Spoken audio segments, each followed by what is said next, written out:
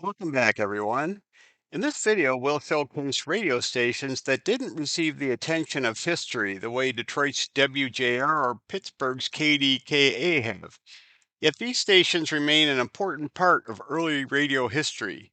These lesser known radio stations were mobile radio stations, stations that wandered the roadways, railways, and waterways of the country, broadcasting events live as they happened. In 1922, radio exploded across the nation. In January of that year, there were 28 radio stations, and by the end of the year, there were 670. Early on, there were many small towns that had no radio stations and no radio stations near enough for the residents to listen to. To help spread radio to these small towns, a special class of radio license was created called the Portable Station License, with the first portable stations being licensed in 1922. These portable stations were mostly, but not limited to, cars and trucks outfitted with complete radio stations. The trucks would travel to small towns all across the country, introducing radio to the masses and broadcasting local events. Some radio manufacturing companies had their own portable stations, and they proved to be good advertising for the manufacturers. A. H. Grebe was a radio manufacturer based in Richmond Hill, New York.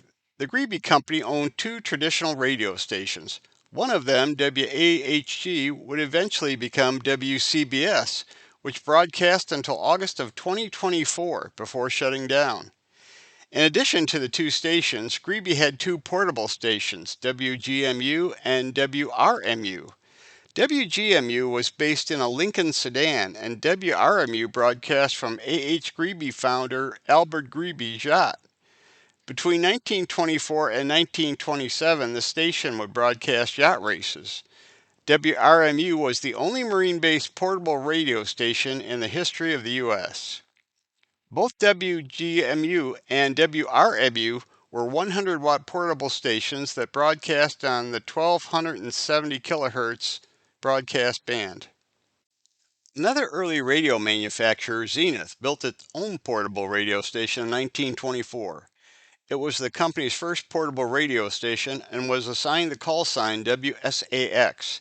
It was a 100-watt station that broadcast at 1120 kilohertz on the broadcast band. The one-ton truck-mounted station had two 53-tall telescoping antenna masts, a generator, and a complete broadcasting station. It was built to help Zenith find a prime location to broadcast from in Chicago. That site would be where Zenith would build a permanent home for its radio station, WJAZ. Later, the portable radio station would be used to broadcast live events around town. One man stood out among all the rest when it comes to ownership of portable radio stations: Charles L. Carrell. Carrell was a theatrical agent and ended up owning more portable radio stations than anyone else in the country. He owned 7 portable radio stations, the first of which was WBBZ, which broadcast at 1390 kilohertz. He later added 6 more portable stations that traveled the country during the summer months, broadcasting theatrical productions, both amateur and professional, plus county fairs and local festivals. One of Carroll's portable stations, WHBL, was built into a railroad car on July 1st, 1927. The station broadcasted from the Pioneer Limited Express rail line, which ran from Chicago to Milwaukee to St. Paul.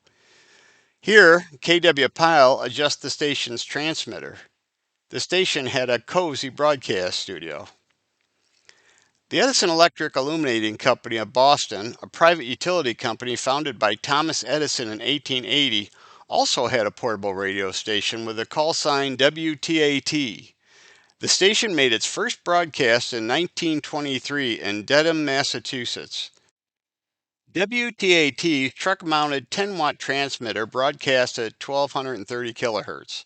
The station would travel around the New England area broadcasting music, entertainment, and talks about electricity. In 1927, a portable radio license was issued to Flying Broadcasters Incorporated. This breeze-wild aircraft would become the home of the new KHAC radio station.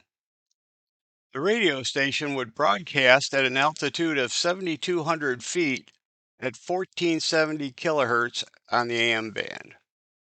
By 1925, the airways were getting crowded and radio station signals were interfering with each other. Complaints from fixed site radio stations about interference from the portable stations increased pressure on the government to do something about it. The government finally did in 1927, creating the Federal Radio Commission and mandating that it clear up the airwaves. One of the first issues the commission tackled was the interference from portable radio stations. The FRC issued General Order Number 6, which forced all portable radio stations to move to 1470 or 1490 kilohertz on the broadcast band. The order failed to solve the problem, so on May 10, 1928, the FRC issued General Order Number 30, which forced all portable radio stations to cease operations on July 1, 1928. Most portable radio stations ceased operations on that day, but some were allowed to convert to permanent fixed site stations. 4 of Charles Correll's portable stations found permanent homes and are still in operation today. Edison Electric Illuminating Company's portable radio station, WTAT, also became a fixed-site 500-watt radio station, as was reported in Radio Digest on October 11, 1924.